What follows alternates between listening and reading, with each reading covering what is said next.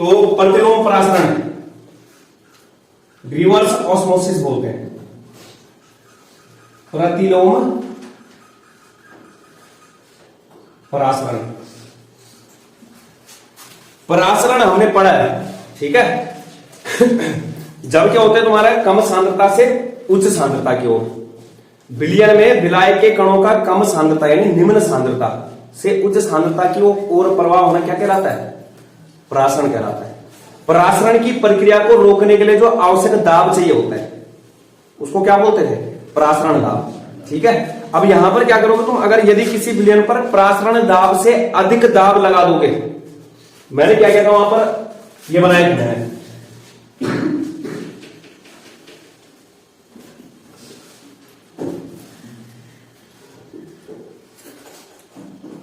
ये बीच में क्या रखी थी यहां पर अर्धपारगम्य झिल्ली, सेमी परमिएबल मेम्ब्रेन।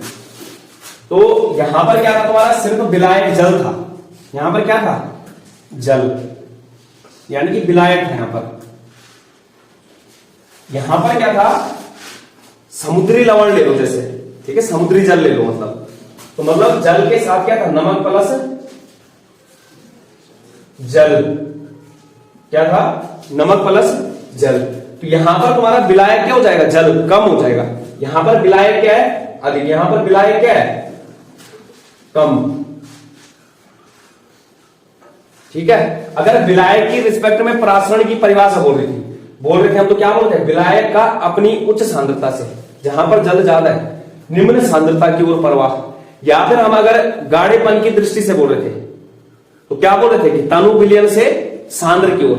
सांद्र का मतलब क्या? उसमें नमक भी मिल रखा है। जो तुम्हारा जली जल होगा वो क्या होगा? पतला होगा। जो नमक प्लस जल वाला होगा वो क्या होगा? गाढ़ा होगा। तो क्या बोलते हो तुम? तनु विलयन से सांद्र की ओर विलायक के कणों का प्रवाह। तो यहां पर क्या है तुम्हारा? ये सांद्रता क्या है? यहां पर कम है। सांद्रता मतलब कम होने का मतलब तनु है यहां पर, और यहां पर सांद्रता क्या है? ज्यादा है। इतनी कहानी, ठीक है। यहां पर क्या आरोपित कर रहे थे हम? परासरण दाब लगा रहे थे, परासरण दाब। अगर तुम यहां पर क्या करते हो, जैसे परासरण दाब क्या होता था कि जल को इधर आने से रोकने के लिए जो दाब चाहिए वहां पर, ये जो जल इधर को आएगा ना जल, तो इस जल को क्या करना है? इधर इस ओर अपनी ओर, ये ए था और ये क्या था? बी।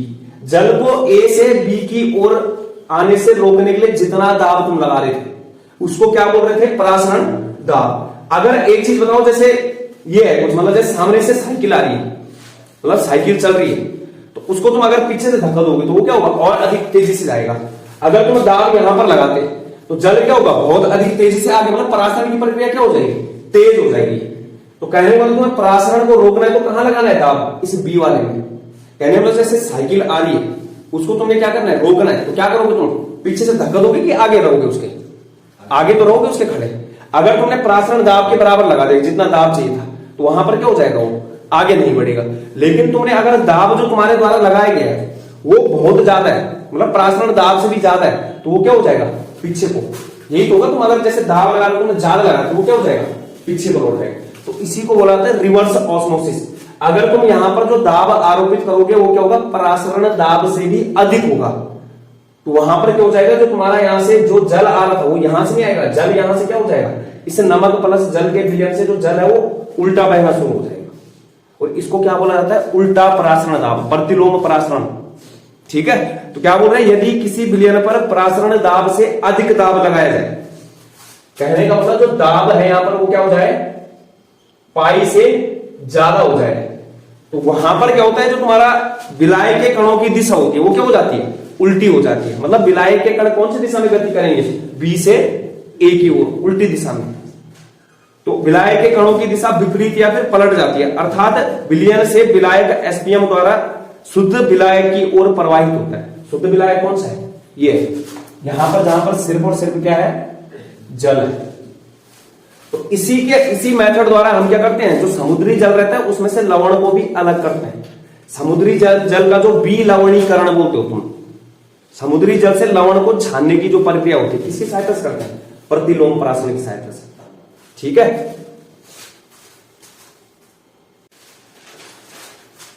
तो ये है ना, यदि किसी विलयन पर प्रासरण दाब से अधिक दाब लगाया जाता है तो जो तुम्हारे विलायक के कणों के बहने की दिशा है वो क्या हो जाएगी, उल्टी हो जाएगी, विपरीत हो जाएगी। जो विलायक के कणों ने कहां से बहना था, शुद्ध जल से विलयन की ओर, लेकिन ये क्या हो जाएगा, जो तुम्हारा विलयन है उसमें से विलायक कहां की ओर जाना शुरू हो जाता है, शुद्ध विलायक ए की ओर। तो विलयन से विलायक एसपीएम द्वारा, एसपीएम के सेमी परमिएबल मेम्ब्रेन, अर्ध पारगम्य झिल्ली, जिसमें से केवल और केवल कौन जा सकता है, विलायक के कण।